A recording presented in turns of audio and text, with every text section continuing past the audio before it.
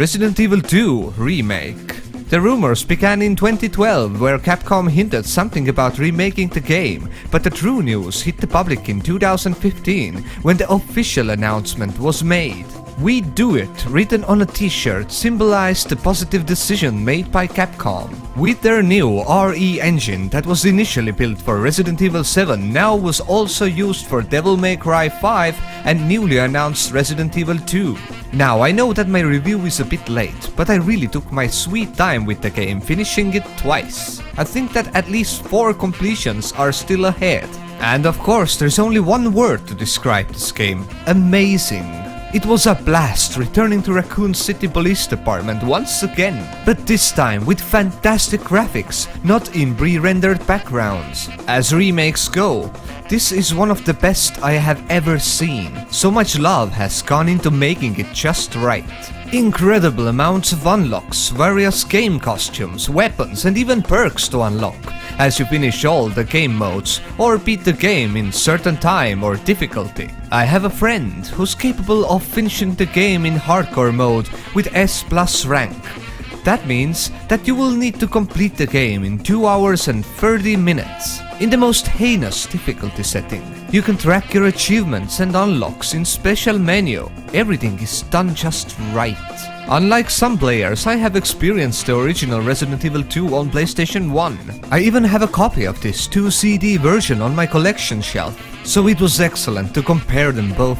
So let's dive a bit deeper. Resident Evil 2 is a proper horror game with proper mechanics. This game is perfectly balanced to give you chills and thrills, always giving you a presumption that you will need every bullet and every herb in the game. You want to pick up everything to give you some wiggle room if you screw up somehow. Some zombies take 1 to 3 hits if you shoot them in the head, and some take 8 to 10. It's really random. Lickers, enemies who have their brains outside and who crawl on the walls, scared the living out of me, even in my first playthrough. I literally had to pause the game few times just to gain my composure. The whole game is full of puzzles, safes, lockers that you can open. Some you don't even need to open, but by backtracking after the password is found, you might gain some serious advantages in the form of pouch upgrades or weapon parts. In the end, you might need all the room possible in your inventory. Managing your inventory is crucial in this game.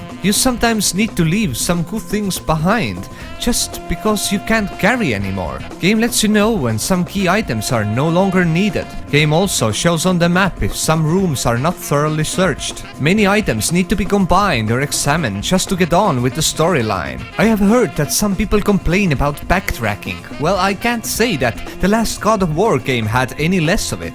At least in Resident Evil it's made even more interesting, depending if you boarded up some windows or left someone alive before. Some people are even complaining about Mr. X, or the tyrant. "Oh, I cannot kill this, it's coming after me, I don't know what to do, it's so scary, I cannot play this game." So I'm really hoping that they will not nerf the game, for some snowflakes who cannot play real games. They're used to hand-holding games, just, "Oh, go there, pick this up."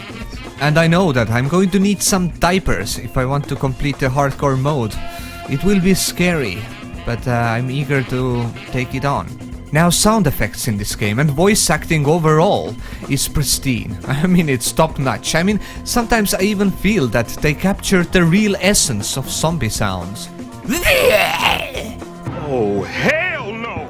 That was me, trying to imitate the sounds that scare me the most. Graphically, as I mentioned, this game is marvelous. I actually didn't mind the graphics in 1998, as the eye will get used to it after 10 minutes of gameplay. But it's really frightening to see monsters in Resident Evil 2 Remake so detailed. G3 is just a nasty to look at, with its eyes and pus boils like a leper who's about to burst. The whole game experience is tense and scary. As mentioned above, this game has enormous replay value, and the whole game is full of collectibles, hidden secrets and achievements, like if you shoot the tyrant's hat off. I don't want to ramble on this subject, about the stuff you already know, especially for the most people who have played Resident Evil 2 before. This game deserves 9.5 out of 10.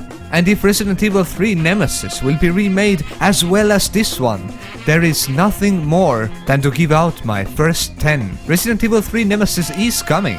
Most of the assets have already been created, and since the sales and feedback has proven to be massively successful, they will have no other option. So I hope that you enjoyed this review. I know it was a short one, but there's nothing else to tell, just pick it up and play it. I'm Sillyllamaz, and thanks for watching. Till next time.